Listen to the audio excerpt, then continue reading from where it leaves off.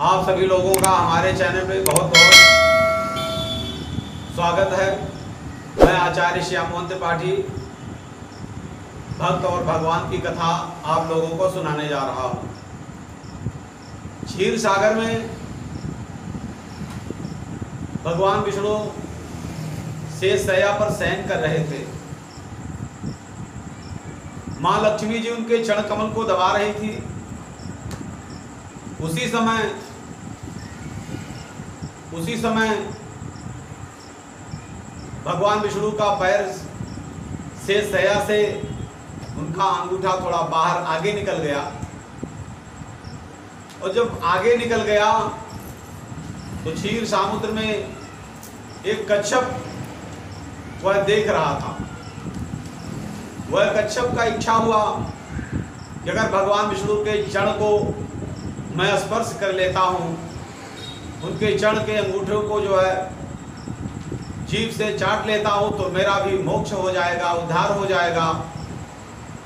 ऐसा सोचकर वह कच्छप भगवान विष्णु के शयन कक्ष की तरफ बढ़ा। जैसे भगवान विष्णु के समीप गया वो कच्छप, शेषनाग जी देखे और फुफकार करके भगा दिए। कुछ देर वह कच्छप जाकर के छुप गया डरवश। थोड़ी देर के बाद जब देखा शेषनाग जी का दिमाग इधर उधर चल रहा है, तो फिर सोचा कि भगवान विष्णु के चरण को मैं स्पर्श कर लूं।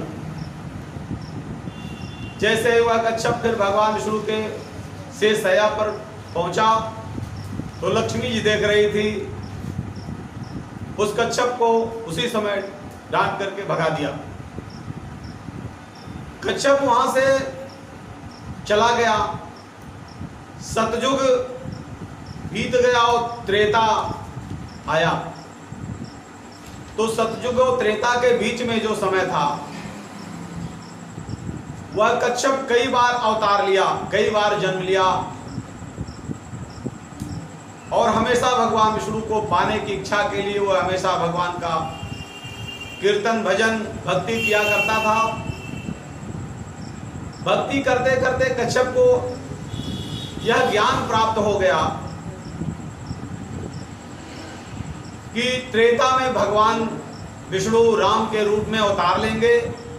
सीता माता लक्ष्मी जी सीता माता के रूप में अवतार लेंगी, और शेषनाग जी लक्ष्मण के रूप में अवतार लेंगे। कच्छप को भक्ति करते करते यह ज्ञात हो गया था। और जिस समय भगवान राम के रूप में आए त्रेता में, माँ लक्ष्मी जी सीता के रूप में आई, शेषनाग जी लक्ष्मण जी के रूप में आए, उसी समय वह कच्छप भी केवट के रूप में यहाँ अवतार लिया त्रेता में। और राम लक्ष्मण सीता जी का जिस समय वनगमन हुआ, वह शेषनाग जी और लक्ष्मण जी, मां जानकी जी, भगवान राम जी का जब वनगमन हुआ, केवट के घाट पर भगवान जब पहुंचते हैं, जैसे केवट ने देखा तैसे प्रभु श्री रामचंद्र जी को पहचान जाता है। ये तो वही क्षीर सागर वाले प्रभु हैं। वह भक्ति करते करते ज्ञान प्राप्त कर गया था, भगवान को देखते ही पहचान गया। गोस्वामी तुलसीदास जी ने ठीक ही लिखा है। गोस्वामी तुलसीदास जी ने ठीक ही लिखा है कि मागी नावन केवट आना, और कहा तुम्हार मरम मैं जाना। कहा प्रभु मैं आपको जानता हूं, आप वही क्षीर सागर वाले प्रभु हो। मन में वह ऐसा विचार करने लगा, सोचने लगा, प्रभु के बिना मांगे ही केवट ने नौका को लेकर के चल दिया। और जब केवट नौका को लेकर के आया, नदी के किनारे खड़ा कर दिया, तो भगवान प्रभु श्री रामचंद्र जी से कहता है, प्रभु इस नौका पे पैर मत रखिएगा। राम जी ने कहा, अरे लक्ष्मण भैया देख रहे हो ये तो केवट ना कर रहा है, ऐसा कोई और भक्त देखे हो लक्ष्मण भैया? लक्ष्मण जी ने कहा प्रभु अरे बहुत सारे भक्त देखे हैं, सब भरा पड़ा है प्रभु।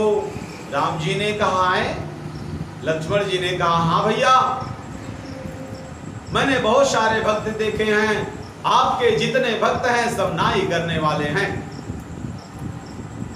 राम जी ने कहा लक्ष्मण भैया वो कैसे? लक्ष्मण जी ने कहा भैया मैं सुनाऊं। जब हम लोगों का अयोध्या से वन के लिए तैयारी हुई तो सुमंत मंत्री रथ पर बैठाकर हम लोगों को देखने के लिए आए थे, छोड़ने के लिए आए थे वन में। आपने सुमंत जी से कहा कि आप वापस लौट कर चले जाओ अयोध्या। सुमंत जी वहां जा नहीं रहे थे, वहां उन्होंने ना किया था। और इधर केवट कह रहा कि प्रभु हम नौका पे चढ़ने नहीं देंगे। वो वहां ना कर रहा था और ये यहां ना कर रहा है। प्रभु आपके तो जितने भक्त हैं सब ना ही करने वाले हैं, सब ना करने वाले हैं।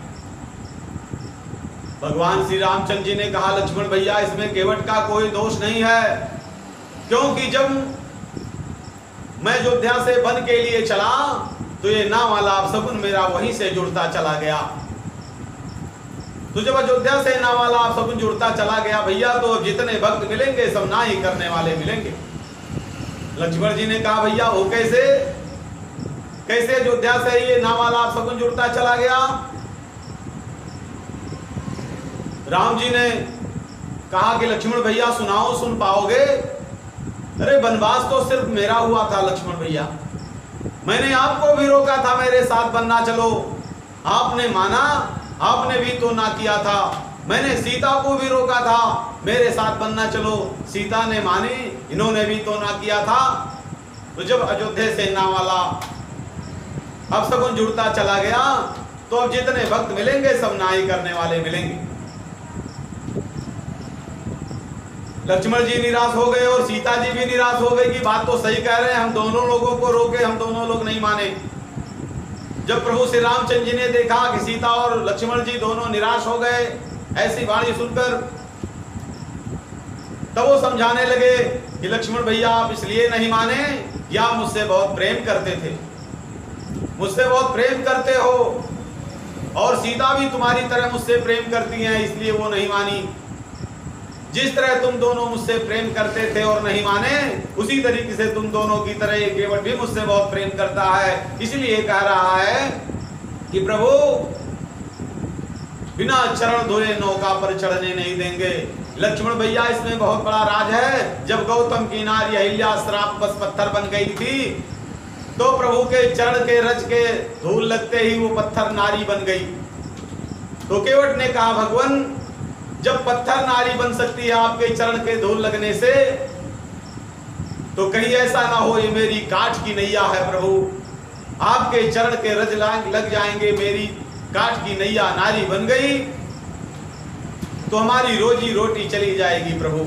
और इतने नहीं प्रभु, मेरे पास एक नारी तो पहले से ही है, अगर नौका भी नारी बन गई प्रभु तो एक नारी का तो खर्च वहन नहीं कर पा रहे हैं प्रभु, दो नारियों का खर्च कैसे वहन करेंगे? इसलिए प्रभु बिना चरण को धुले हम नौका पे चढ़ने नहीं देंगे। भगवान ने कहा केवट भैया जो कुछ करना है जल्दी करो, हमारे तो बहुत लोगों ने चरण को धुला है। केवट ने कहा भगवान हम मानते हैं आपके चरण को बहुत लोगों ने धुला है, लेकिन जिन लोगों ने आपके चरण को धुला है उनका कुछ अपना स्वार्थ रहा होगा, तब आपके चरण को धुले होंगे। या तो मेरा अपना कोई स्वार्थ नहीं है प्रभु, क्योंकि गंगा पार तो आपको जाना है भगवान। जब तक आप अपनी वाणी से कहोगे नहीं कि केवट गंगा जल भर करके ले आओ मेरे चरण को धुलो, तब तक धुलने वाले नहीं है। भगवान भक्त के सामने मजबूर हो जाते हैं। प्रभु श्री रामचंद्र जी को अपनी वाणी से कहना पड़ा केवट भैया जल भर करके ले आओ और चरण को धुलो। अब राम जी लक्ष्मण जी के तरफ लगे देखने, कह रहे लक्ष्मण भैया जब केवट मेरा अंगूठा केवल क्षीर सागर में स्पर्श करने आया था तो आपने फुफकार करके भगा दिया था। अब तो केवट दोनों पैर मांग रहा, आप क्या करोगे भैया? प्रभु श्री रामचंद्र जी जैसे कहे तैसे केवट जल भर करके ले आया, अपनी पत्नी को बुलाया और प्रभु श्री रामचंद्र जी के चरण को धुलने लगा। जब भगवान के चरण को धुल दिया, धुलने लगा तो धुलते धुलते बहुत विलंब हो गया। जो कठोरता से चरण धुल करके बाहर निकाल देता था और जब दूसरा पैर धुलने लग जाता था तो जो बाहर निकाल देता था भीगा हुआ चरण में धूल लग जाता था, धूल चिपक जाता था। फिर वो दूसरा चरण दोबारा धुलने लग जाता था। इसी तरीके से वो 7 बार क्रम से धुलने लगा, बारी बारी से। घंटों लगा दिया भगवान के चरण को धुलने में। लक्ष्मण जी ने कहा, अरे भैया ये तो घंटों लगा दिया चरण को धुलने में, हम लोगों को बहुत दूर जाना है, हम लोगों को बहुत दूर तय करना है, तो घंटों लगा दिया चरण को धुलने में। राम जी ने कहा, अरे लक्ष्मण भैया शांत हो जाओ भैया। बड़े विनम्र भाव से केवट से प्रभु श्री रामचंद्र जी ने कहा केवट भैया थोड़ा जल्दी कर दो भैया, एक चरण मेरा पकड़ कर आप धुल रहे हो, मैं एक ही पैर से तो खड़ा हूं भैया, एक पैर से खड़े खड़े घंटों हो गया भैया, मेरे पांव दुख रहे हैं, थोड़ा जल्दी कर दो भैया। केवट ने सोचा ये तो बड़ा अच्छा मौका है, अरे प्रभु के चरणों का आशीर्वाद मिल गया, प्रभु के वाणी का भी आशीर्वाद मिल गया, प्रभु के दोनों हाथों का आशीर्वाद मिल जाए तो फिर क्या पूछना है। कहा भगवान अगर एक पैर से खड़े खड़े आपके पांव दुख रहे हैं, दर्द हो रहे हैं, आपको सहारा चाहिए तो दोनों हाथ से हमारे सर को पकड़ लीजिए प्रभु, आपको सहारा मिल जाएगा। भगवान जैसे ही केवट के सर पे हाथ रखे, जैसे माँ अपने छोटे बच्चे को स्नान करवाती है तो बच्चा माँ का सर पकड़ करके खड़ा रहता है, उसी तरीके से हमारे प्रभु श्री रामचंद्र जी केवट के सर पे हाथ रख करके अपने चरण को धुला रहे हैं। और भगवान के चरण को धुल करके जल्दी से भगवान को लाइन में खड़ा कर दिया। कहा भगवान उस बार तो चूक गए थे, लेकिन अब फिर सूद ब्याज से ही सब वसूल करना है। और भगवान जब लाइन में खड़े हो गए, कहा कि प्रभु लाइन में लग जाइए, क्योंकि जो पहले से लोग भक्त खड़े हैं पहले उनको उतारेंगे, फिर आपका नंबर आएगा प्रभु। हमारे घाट पे न्याय होता, न्याय नहीं होता भगवान, इसलिए आप लाइन में लग जाइए। भगवान राम जी ने इधर उधर निगाहें दौड़ाई और देखा, कहा यहाँ तो दूर दूर तक कोई दिख नहीं रहा, और केवट कह रहा है कि जो पहले से लाइन में लगे हैं प्रभु पहले उनको उतारेंगे, फिर आपका नंबर आएगा। यहाँ तो कोई दूर दूर तक दिख ही नहीं रहा है। प्रभु श्री रामचंद्र जी ने कहा केवट भैया यहाँ तो दूर दूर तक नहीं कोई दिख रहा है, आप कह रहे हो जो लोग पहले से लाइन में लगे हैं पहले उनको उतारेंगे फिर आपको उतारेंगे, यहाँ तो दूर दूर तक कोई दिख ही नहीं रहा। केवट ने कहा भगवान अगर वो आपको दिख ही गए होते तो उनका मोक्ष नहीं हो गया होता प्रभु, अगर वो आपको दिख गए होते भगवान तो उनका उद्धार नहीं हो गया होता। ये हमारे पूर्वज हैं, पूर्वज, पहले प्रभु हमारे पूर्वजों का उद्धार करिए फिर मेरा नंबर आएगा प्रभु। तो भगवान के चरण रज से, भगवान के चरणामृत से उनको वंशजों को भगवान ने तारा, और फिर राम लक्ष्मण सीता जी को नौका में बैठाया और गंगा पार उतारा। जब गंगा पार उतार दिया, कहा भगवान इस घाट से मुझे पहले चले जाने दीजिए, यदि आप चले जाएंगे तो मैं यही समझूंगा मेरा ये भी घाट सूना और वो भी घाट सूना है, अगर वो चले जाएंगे तो मेरा ये भी घाट सूना और वो भी घाट सूना है, इसलिए प्रभु पहले हमको चले जाने दीजिए। प्रभु श्री रामचंद्र जी ने सोचा ये केवट तो जा रहा है, इसको मैं उतराई क्या दूं, मल्लाई क्या दूं, मन में सोच ही रहे थे, लेकिन वो वनवासी के वेश में थे, सीता जी को देने के लिए कोई उनके पास नहीं था, कुछ उनके पास नहीं था। सीता जी एक मुद्रिका पहनी थी, अंगूठी पहनी थी, निकाली प्रभु श्री रामचंद्र जी के हाथों में दे दिया, प्रभु ये मुद्रिका दे दीजिए, केवट को उतराई में जैसे प्रभु श्री रामचंद्र जी ने मुद्रिका को लेकर के केवट की तरफ बढ़ाया, केवट ने कहा भगवान ये क्या? भगवान ने कहा भाई जो आपने मुझे गंगा पार किया है उसकी मैं उतराई दे रहा हूं आपको। केवट ने कहा भगवान मैंने कहां पार उतारा है प्रभु, मैंने कहां पार उतारा है भगवान? अरे आपके चरण मेरी नौका में पड़ गए प्रभु, मेरी नैया पार हो गई। आपके चरण मेरी नौका में पड़ गए भगवान, मेरी नैया पार हो गई। मैंने कहां उतारा है प्रभु? भगवान राम जी ने कहा नहीं नहीं भाई, मैं किसी का ऋणी नहीं रहता हूं, ये आपकी मजदूरी है, जो मुझे आपने गंगा पार उतारा है ये आपकी मल्लाई है, इसे आप ले लीजिए। केवट ने कहा नहीं भगवान, कहीं नाई से कहीं दाढ़ी बनवाई लेता है प्रभु, केवट से कहीं मल्लाई लेता है भगवान, धोबी से कहीं धुलाई लेता है प्रभु। जैसे कहा केवट से कहीं मल्लाई लेता है भगवान, तैसे लक्ष्मण जी का धनुष बाण तन गया। हम लोग क्षत्रिय हैं, केवट बता रहा है। जैसे केवट ने देखा बड़ा आनंद हो गया कि लक्ष्मण जी धनुष बाण ताने हुए थे, बड़ा खुश हो गया। कहा अगर ऐसे समय भगवान के हाथ से मेरी मृत्यु होती है, मेरा तो सीधा परम धाम हो जाएगा, मैं प्रभु के दरबार में पहुंच जाऊंगा। क्योंकि किसी कवि ने कहा है कि गंगा जी का तट हो, बंसी का वृंदावट हो, मेरो सावरो निकट हो, जब प्राण तन से निकले। ऐसा संजोग बार बार नहीं आते हैं। गंगा जी का तट है, बंसी भट्ट भी है और मेरा सावरा मेरे सामने खड़ा है। अगर ऐसे समय भगवान के हाथ से मेरी मृत्यु होती है तो मेरा तो सीधा वैकुंठ हो जाएगा। लेकिन जब रामचंद्र जी ने लक्ष्मण जी को धनुष बाण ताने देखा, कहा अरे लक्ष्मण भैया ये क्या करने जा रहे हो, ये आप क्या करने जा रहे हो, शांत हो जाओ भैया। लक्ष्मण जी ने कहा भैया हम लोग क्षत्रिय हैं, केवट बता रहा है। राम जी ने कहा अरे लक्ष्मण भैया शांत हो जाओ भैया। बड़े विनम्र भाव से केवट ने सीता जी से कहा कि ये मेरे हाथ से अंगूठी उतराई नहीं लेगा, तुम सीता अपने हाथ से दो। मुद्रिका प्रभु श्री रामचंद्र जी ने सीता जी को जैसे दिया और सीता जी ने मुद्रिका लेकर के केवट की तरफ बढ़ाया, तैसे केवट जोर जोर से चिल्ला करके लगा रोने, जोर जोर से लगा चिल्ला करके जब रोने, राम जी घबरा गए, सीता जी भी घबरा गई, लक्ष्मण जी भी घबरा गए। यार ये क्या फता पड़ी।